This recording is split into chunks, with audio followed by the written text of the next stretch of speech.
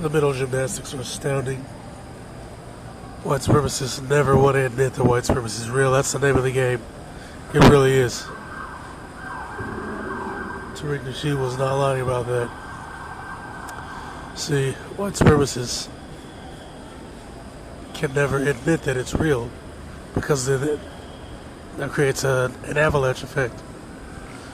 So they'll deny that white supremacy is real. They'll deny that there's any problems of racism. If you counter all these arguments, then they'll just blame it on the Jews. Or say that you're trying to divide people. Now here's where things get dicey. You have white people in towns where there's a large 50 to 60% black majorities, and towns where there's 9% black minorities, and 80% white populations. And in these towns, the majority of white people are fighting against the racists. Like I said repeatedly in the last 3 videos, it's not racial division, it's blacks, whites, and other races versus white supremacists. White supremacists are tripling down. White supremacists are out here flipping out over peaceful protesters, pretending that they're mad about statues, but in places where nobody's ripping down statues, they're out here stealing on people, like they recently did in Texas. The videos are all over Twitter. The videos are all over YouTube. White supremacy is a real thing, right? And they're justifying cops harming people because that's their whole goddamn MO. The justification of violence against blacks. That's all this is. And when you try to remedy it, you are the worst, most horrible person ever. And when you point out that it's a multiracial effort against racism, oh well, the whites are just brainwashed by George Soros and the liberals.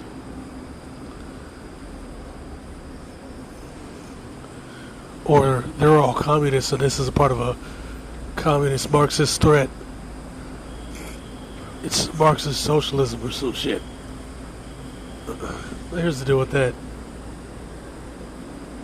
That whole, they call it social Marxism or some stupid shit. Cultural Marxism. That bullshit is neo-Nazi propaganda. There's no fucking such thing as cultural Marxism. Never has been, never will be. These assholes are making shit up to justify their bigotry. And it always goes back to the same thing. The niggas be fucking the white women's. Or the blacks getting money is gonna somehow undercut the white race and destroy white society. And they'll say this over and over, and I'm not just, in this instance, Julian, I am addressing you with that, because you have said it, and many others have said it. It always boils down to that. Oh, white society's getting destroyed because these niggers exist. It's the same shit over and over and over. At the end of the day, the problem is government corruption, racism, and police brutality. Those are the biggest issues. After that, it's the wars. It's skewing our tax dollars for bullshit, which actually goes back to the corruption. Like how they have set-asides for the F-35, which is useless. Set-asides for a fucking federal building. And set-asides for mercenaries. And all of these things don't just involve kosher Semites. Many of these things involve white supremacist oligarch interests. Because like I've said before, 1,000,000 times, Goyim whites benefit from the triangle scheme. What is the triangle scheme? America gives a bunch of money to Israel via AIPAC lobby and mutual defense pacts. Israel buys a bunch of American weapons. Congress buys a bunch of stocks. Every time they finalize those deals, those stocks go up. Congress sells them and pockets the money because they can legally do insider trading. And then Israel reverse engineers the tech and sells it and makes the money back. That's how this shit actually works. And when you go there, oh my god, you're anti-white. AKA, just shut the hell up. I don't like what you're saying. Why can't you just talk about rap videos and PUA stuff? Well, I'll tell you why. Because you guys are affecting people. You're ruining people's lives. And racism's fucking stupid. It's dumb. It's dumb. And everybody's getting desperate and pissed off in the middle of a pandemic. Regardless of whether anybody thinks it's real or not, let's just assume it's 100% real. The numbers are all real. We're going to go off of that. The government has absolutely no real plan for that. But they have a plan in place to crack down on peaceful protesters. They have a plan in place to crack down on people who take matters into their own hands, regardless of this protest, to help themselves in the case of an emergency, which we're in. Alright? And by that, I'm talking about if you come up with something to help your business stay alive, they got a plan to shut your ass down.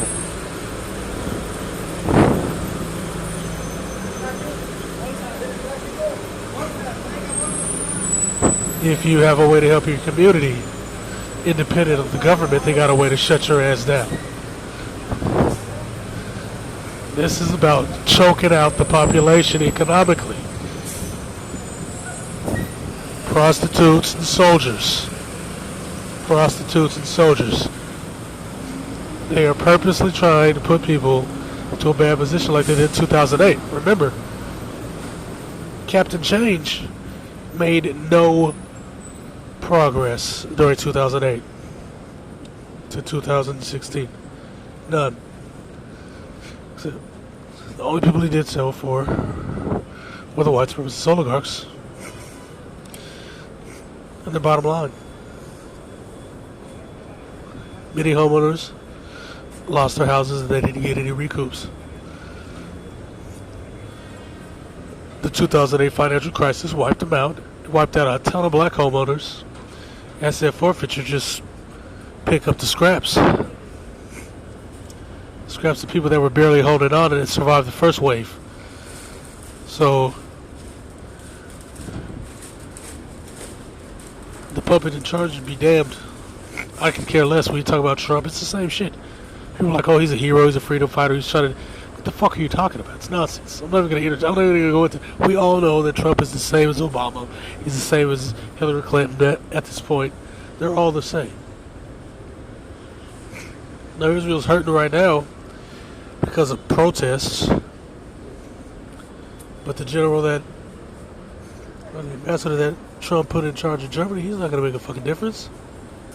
Who cares if he's anti-Iran? Excuse me, anti-Israel. Who cares? He's not going to do shit. It's going to be the same thing over and over and over because the politicians are going to bail them out because they make money from insider trading. Millions upon millions. They made all that money from insider trading. So, at the end of the day, when it comes to white supremacy, that's the real issue for them, for the white supremacists, is they want to continue being able to harm people. They want to continue to be able to dominate people. That's all this is. And the fact that white people are standing up, we told, is pissing them off beyond belief.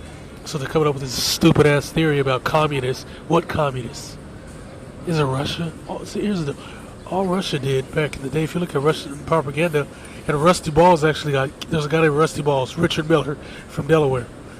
They kicked that nigga off of here because he posted a video with old school Russian propaganda, which was showing American racism. Actually, Germany, Nazi Germany, was actually putting out anti-American propaganda showing American racism.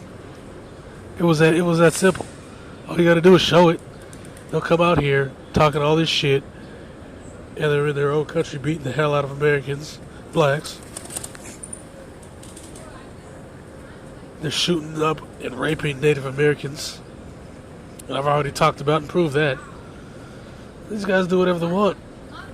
And when somebody finally steps up from their own race, or somebody with power within a different race steps up to defend their rights, oh, there's a massive problem.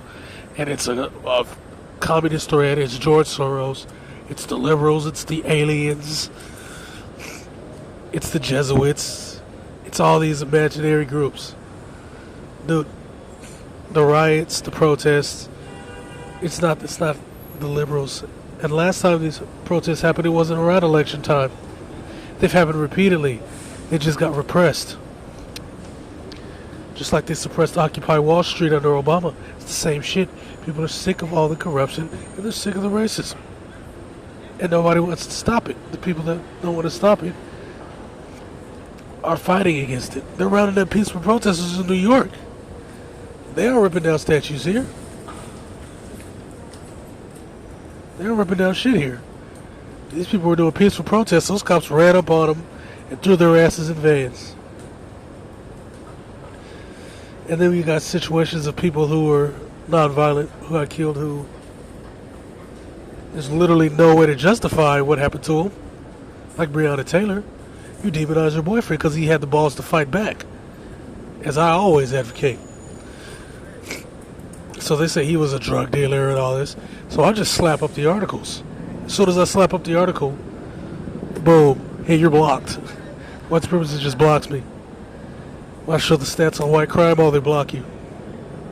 Or they come up with some other argument that makes no damn sense. Because the name of the game is we need to justify harming blacks. We need to justify dominating everybody else. And we need to justify creating and maintaining a serfdom over the populace, because we don't want them living a prosperous life, because it's harder to control people that are in control of their own financial future. All these things correlate, and that's why you have the people in the streets. These are facts. Bitch.